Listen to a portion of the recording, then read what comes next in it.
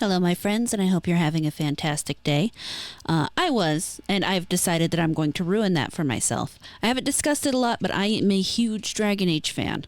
I have played all three. I really loved 1 and 3. I still enjoyed 2. I know a lot of people felt like there wasn't enough story or something in 3, but I spent hours and hours and hours in that game, probably over 1,000, and unfortunately, I can't find where I had that anymore. But I beat 1 and 2 at least. I beat 1 at least 3 times. I've beat 2 at least twice. I've played with mods, which is not something I generally do. I've played the DLC. I love DragonAge. It is easily one of my all-time favorite games. That said, I knew when I started hearing stories about the devs in DragonAge in the studio leaving that it wasn't going to be good for Dreadwolf. I knew Dreadwolf was going to be bad. And then, of course, they changed the name. And now I'm going to live react to the reveal trailer and the gameplay trailer. And I'm going to let you guys watch me suffer. So let's get this started. BioWare games used to be so amazing. That's all. What did they do to him? We're going into... What's this music? And what is this? Veil jump... Okay, you know what? Okay. What is this cartoon motherfucker? No, is this Disney Pixar? This is not a DragonAge. This is far too fucking cartoony. I saw a lot of people commenting about Fortnite, and I don't think that Fortnite's the right comparison. It seriously looks like it's supposed to be some kind of goddamn Disney Pixar movie. Why are you doing that to that song? Why? We'll need someone with fire in their blood. Fire in their blood, and you... Okay. You know what? Sure. Why not? I can see what they were going for, and I can also see that they failed miserably. Why did they change so much? Why did they change the look? You know what? I know why they changed it. Because they decided to go a different direction than the original art team and the original developers wanted, which is why those people left, because they didn't want to do this. They knew that this was going to be awful. And that is why they went to other studios. That's why some of them started their own studios. One of the games I really enjoy playing right now when I get a chance to play games is Nightingale, and Inflection Studio was actually started by one of the former developers on this game. I would have to look up his name. My brain for names really sucks. Like, the only returning character they have in this crew other than Harding is the dwarf guy, and I can't remember his name right now. You would think, as much as I've played the game, I could remember his name, but of course not. Varric. It's Varric. I knew I... Anyway. But let's just go right into the official gameplay reveal and see how much worse this gets. Does it? Oh, look.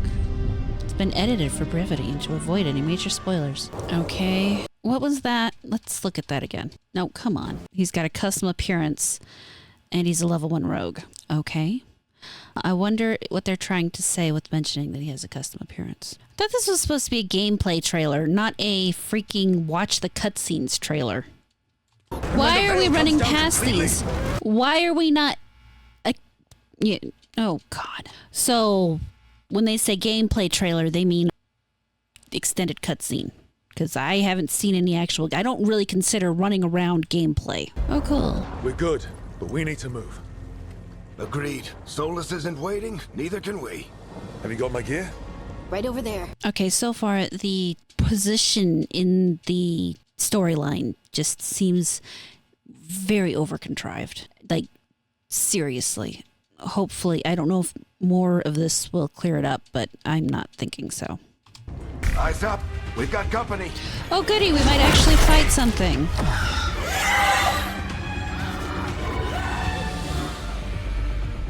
Demons, here they come.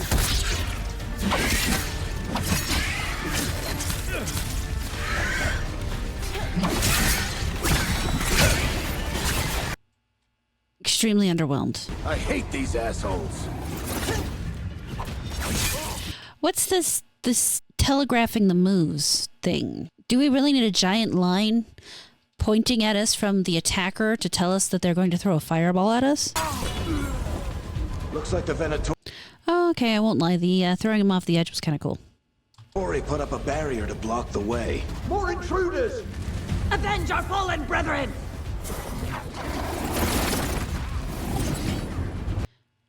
We already know they're going to throw the fireballs at us. That's the point of the game.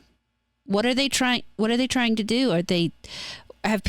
Is there some group of people out there who have complained about not knowing that they were going to get hit by ranged attacks in a game? It looks like they took an MMO idea where, in an MMO, when you're in a raid or something, the boss might have a large hitbox field that you can get out of. It's like they decided to take that and put it in a single player game for some reason.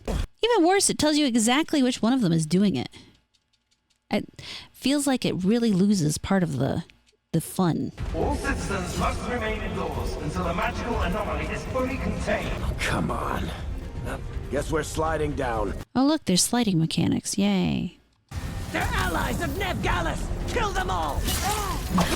So is this supposed to be the tutorial part? Where they kind of just drop you in with absolutely no further background or idea of what's going on? Why is she wearing a book on her head? Nev, it's so good to see you.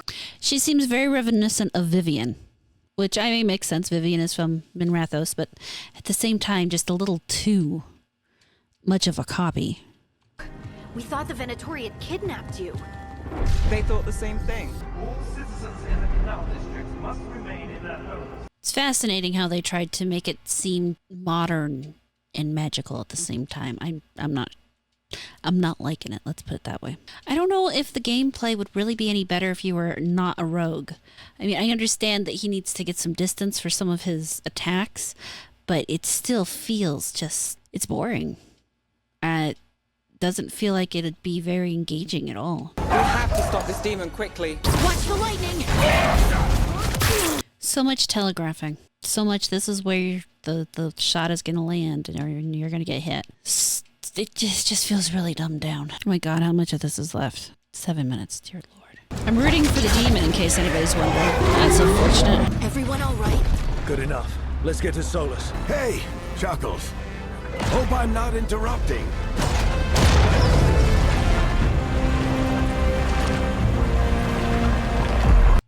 Oh my god. This art change is making this impossible to take seriously. Let's buy him some time. The really sad thing here is they missed a huge opportunity to bring forward the hero in the third game and let you actually heal or deal with this part as opposed to creating a new one. Because they don't have to do that every time. They could have done something different. But apparently, well, I mean, they obviously don't care about what the game is, so. Please. Aw, he destroyed Bianca. People are always dying. It is what they do. I mean, in a lot of ways, this really does feel exactly like the beginning of Inquisition. In most ways, this feels exactly like the beginning of Inquisition. Wow. Really? Well, if I wasn't depressed before, I sure am depressed now. Alright, so I decided to take a look at this PC Gamer article just to see if maybe it would give some more insight as to what they're doing with this game. And this says, with VeilGuard, DragonAge becomes what it was probably always destined to be, a Mass Effect game. And I can't even tell you how depressed that makes me. I've read through some of this article. I'm not going to read it all to you guys just because I don't want to. But as I go through it, as I've gone through this article, it sounds to me first that the person who wrote this article very much enjoyed Mass Effect and is happy that DragonAge is becoming Mass Effect. DragonAge was always its own game, and yes, it had a TTRPG inspiration. The first one was very turn-based. Not entirely turn-based, but very turn-based. And then the second one kind of got rid of a little more of that. The third one almost entirely removed it for the action RPG kind of thing. But it really, there were things that held it together. and still made it feel good. I do prefer the play style in the first one, but I was never mad at the play style in the third one. I always enjoyed the fact that you could customize your companions' actions, have them, kind of clue off you or do their own thing. That was always fantastic. And they're saying, they say here that BioWare resisted the Mass Effect Andromeda proclivity for gratingly quippy dialogue in this one. The dialogue was always one of the best parts of Dragon Age, especially not necessarily between you and the companions, but the companions and each other.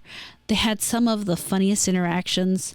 It was actually fun to just put different companions in the group together and listen to them quip with each other. It made them feel so real. It made the whole thing feel so real, hearing them, jape at each other and make fun of each other or say friendly things or even empathize with each other. It was something that was special to Dragon Age. I imagine that there was some of it in Mass Effect as well, but I never played Mass Effect, so I don't really know. I've always been more of a fantasy than a sci-fi girl. I do like sci-fi, but in the end, fantasy holds my actual heart. But I would not call anything slickly animated. I honestly felt that the battle felt slow, felt clunky. I was not interested in that game. Despite how much I love Dragon Age, I am not going to be getting this game. I don't think there's anything they could do to make me get this game. As a matter of fact, I am very tempted to just not publish this video, go and play Dragon Age Origins to make myself feel better. Because the age of those kinds of games seems to be gone. I guess I could play Baldur's Gate 3. I mean, they held on to at least the turn-based portion, which, some people hate. I enjoy. But it's depressing what they've done with an absolutely wonderful world full of deep lore. And I don't feel like they're going to really go anywhere with it. So I'm probably going to track down where all the developers who made the original 3 went and look at their games, because I would much rather play those games. I love Nightingale. Yes, it's early access and there are a lot of bugs for them to work out, but they are constantly working on things. I feel like they're actually they listen to the community as they ask for things. They try to be open with the fact that it's a process and that sometimes, you may not be getting what you want when you want it, but there's a reason for that. And a lot of the reason is some things that people don't understand in terms of game development. They even went ahead and pushed the offline mode far sooner than they thought because, people were so upset that they didn't get the offline mode. And so now there's the offline mode.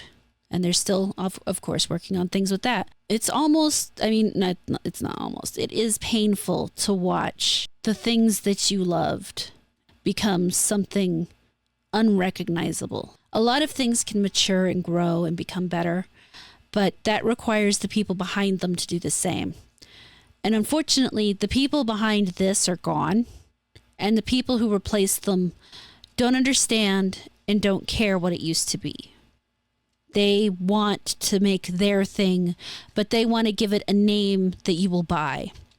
So you buy something that's not what you expect. It's like if I was to make a bunch of chocolate chip cookies, but put them in a box, an Oreo container, and you open it up and you got chocolate chip cookies instead of Oreos. Most people would be fine with that because, ooh, chocolate cookie. But I wouldn't. If I wanted Oreos and I got chocolate chip cookie, I'd be pissed. Thankfully, there are independent studios. There's a lot of things out there. And I still have the original 3 games. I can still play those. So those aren't going anywhere. Hopefully in the near future, as things shake out, there will be a studio who comes back and visits this kind of idea. And there will be another amazing fantasy game with dragons and slaying undead and everything that I can play. But until then, let me know what you guys think down in the comments. I'd appreciate it. Thank you so much for watching this video. I really hope you enjoyed it. Please like, comment, subscribe, and turn on the notifications. If you really liked it, you can feel free to share it around, and I will catch you later.